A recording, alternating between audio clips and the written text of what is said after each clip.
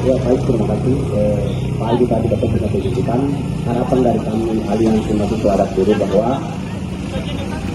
jurnal kajian yang kami sampaikan hari itu akan ditindaklanjuti dan kami akan. Puluhan anak muda yang tergabung dalam Forum Pemuda Adat Kabupaten Buru gelar aksi unjuk rasa di depan kantor Komisi Pemilihan Umum Provinsi Maluku, Kamis 5 Desember 2024. Aksi yang dimulai sekitar pukul 10.30 WIB itu menyoroti dugaan pelanggaran pemilu yang terjadi di Kabupaten Buru. Aksi mereka dikawalan ketat dari pihak kepolisian dan tim keamanan KPU.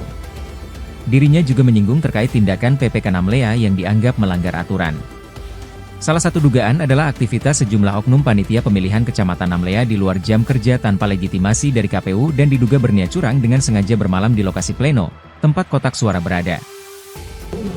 Yang pertama, kami meminta KPU Provinsi Maluku untuk mengevaluasi KPU Kabupaten Buru yang dianggap gagal dalam melaksanakan tugas sebagai lembaga penyelenggara pemilu, dalam hal ini kepala daerah di Kabupaten Buru berdasarkan asas pemilu.